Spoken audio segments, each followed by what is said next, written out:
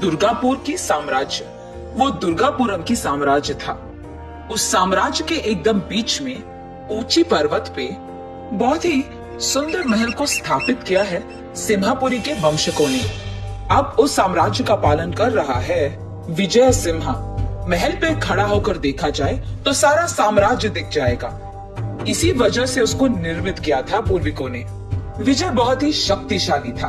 वो जिस भी साम्राज्य पे दंड यात्रा करे वो साम्राज्य उसका हो जाता था। युद्ध भूमि पे विजय सिम्हा का साहस देखना बहुत भयंकर था। वो उसके साम्राज्य में मौजूद प्रजा की बहुत अच्छी ख्याल रखता था। उस साम्राज्य के चारों ओर विजय सिम्हा की तरफ पालन करने वाला कोई भी राजा नहीं था। विजय सिम्हा की कई दंडयात्रों में से एक में 2 राजा उसके सामने हार कर प्राण भिक्ष मांगते हैं। उनमें से एक भरत था और दूसरा नरसिम्हा। तब विजय सिम्हा उन दोनों के प्राण को बख्शकर उसी के साम्राज्य में उन दोनों राजाओं को छोटे पदवों में रखता है। उन दोनों को ये आदेश देता है कि उसके राज्य में जो भी मुसीबतें हैं वो उन तक लाए। कुछ समय तक वो दोनों ठीक थे।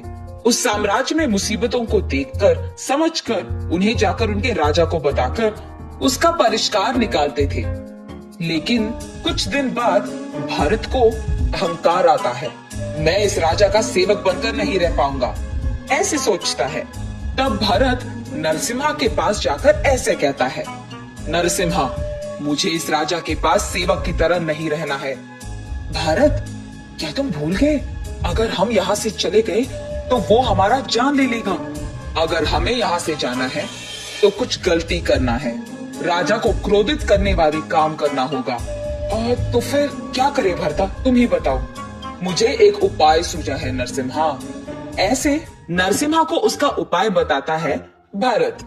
उसके बाद एक दिन जब राजा साम्राज्य में नहीं था, वो दिन देखकर उनके योजना को लागू करते हैं ये दोनों। दुर्गापुरम साम्राज्य में आखिर में रहने वाली दुर्गा देवी मंदिर में मौजूद देवी के लिए गहने बनवाने के लिए राजा ने सबके पास पैसे लेने के लिए कहा है। ये बोलकर वो गांव में मौजूद सारे लोगों से पैसे लेते हैं।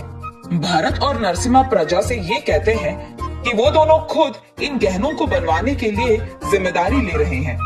भारत उन गहनों को राखी से बनवाकर उन पे सोने का रंग लगवाता है। देखने में तो वो सच्ची सोने के ही आभरण लगते हैं। भारत तब उन गहनों को दुर्गा देवी के सामने पेश करता है। प्रजा तो यही सोचती है कि वो सब सच है। भारत और नरसिम्हा की योजना ये थी कि वो सारी प्रजा से ये कहे कि उनके राजा ने सोने का गहने बनवाने के लिए पैसे लेकर रागी से गहने बनवाता है। इसी कारण वो ये प्रजा से कहलाना चाहते हैं कि उनकी राजा ने उनको धोखा दिया है, और ये भी कि बहुत पहले से बहुत बार राजा यही करते आए हैं। प्रजा की संपदा का वो मजा ले रहे हैं, ये कहलवाना चाहते हैं। इनके बुरे विचार तो ये थे कि प्रजा में राजा के खिलाफ जहर भरे। एक दिन राजा मंदिर आकर दुर्गा देवी को पहनाए गहनों को देखते हैं। पहली बार में उन्हें पता चलता है कि वो सोने के गहने नहीं है। उसके बाद प्रजा में मौजूद कुछ लोगों से राजा को पता चलता है कि क्या हुआ है।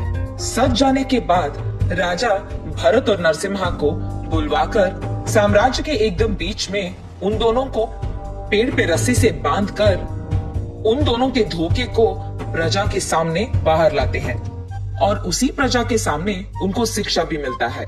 शिक्षा ये थी कि उन दोनों को बहुत मेहनत करके माँ दुर्गा के लिए सच्ची सोने के गहने बनाना होगा। ऐसे बहुत दिन भरत और नरसिम्हा उसी साम्राज्य में बहुत मेहनत करके माँ दुर्गा के लिए अच्छे गहने बनवाते हैं। और क्योंकि विजय सिम्हा दयालु था, वो इन दोनों की पहली गलती को माफ करके वापस उन्हें अपने आस्थाना में लेकर हमेशा की तरह उनको साम्राज्य की ख्याल रखने कहता है। लेकिन ये दोनों अपने दिमाग में राजा के खिलाफ जहर भरते हैं कि उन दोनों को प्रजा के सामने पेड़ से बांधकर अपमान किया था। उस अपमान का सहन ना कर पाने के कारण भरत और नरसिम्हा दोनों राजा के कत्ल करने की सोचते हैं। लेकिन विजय सिम्हा पहले से ही होशियारी से दो गूढ़ाचारियों को उन दोनों पर नजर रखने के लिए कहता है। इसलिए वो दोनों गूढ़ाचारी इन दोनों के बुरे विचार के बारे में राजा को कह देते हैं और विजय सिम्हा क्रोध में इन दोनों को एक सबक सिखाने की फैसला लेता है। कुछ दिन गुजरने के बाद विजय सिम्हा ये घोषणा देता है कि उसकी शादी का दिन है और बस उसका सारा साम्राज्य और प्रजा उस दिन को एक त्योहार की तरह मनाते हैं। उसी संदर्भ के कारण विजय सिम्हा नरसिम्हा और भरत को उसके आस्थान में बुलाकर उनको खाना परोसता है, लेकिन राजा कुछ नहीं खाते हैं। भरत को शक आने के कारण राजा से वो ऐसे पूछता है, राजा आप भी तो हमारे साथ खा सकते हैं। नहीं भरता, वहां रानी मेरी इंतजार कर रही है, तुम लोग खा लो। ये बात सुनकर वो दोनों वापस खाने लग जाते हैं। विजय सिन्हा उसमें नींद की गोली मिलाते हैं और इसी कारण खाते खाते ही भरत और नरसिम्हा बेहोश हो जाते हैं। जैसे ही वो आंख खोलते हैं, वो अपने आप को साम्राज्य के बीच पेड़ पे पाते हैं और उनके सामने राजा क्रोधित होकर बैठे हुए होते हैं। उनको देख ये दोनों, राजा हमें माफ कीजिए, ऐसे विनती करते हैं। तब राजा, मैंने तुम लोगों को बहुत मौके दिया है, लेकिन तुम लोगों ने मेरी कत्ल करने की योजना की, अब मैं तुम्हें माफ नहीं करूंगा। ये कहकर विजय सिम्हा उन दोनों को एक बड़े पत्थर को उनके पीठ पे बांधकर सारी जिंदगी उनको कारागार में रखने की आदेश देते हैं। अब से अगर मेरे साम्राज्य में किसी ने छोटी सी भी गलती की तो उनको ऐसे ही शिक्षा मिलेगी। ये कहकर वो अपने घोड़े पे बैठकर गुस्से में वहां से चले जाते हैं। इस कहानी का नैतिक है बदलाव। जिंदगी में सबको बदलने की आवश्यकता होती है और उसी के मौके भी मिलते हैं। अगर हम तब भी नहीं बदले तो कहानी खत्म हो जाती है। इस कहानी में भरत और नरसिम्हा को एक मौका प्राणभिक्षा के रूप में मिलती है, लेकिन उन्होंने उस मौके का फायदा उठाया, इसीलिए अंत में उन्हें शिक्षा ही मिली है।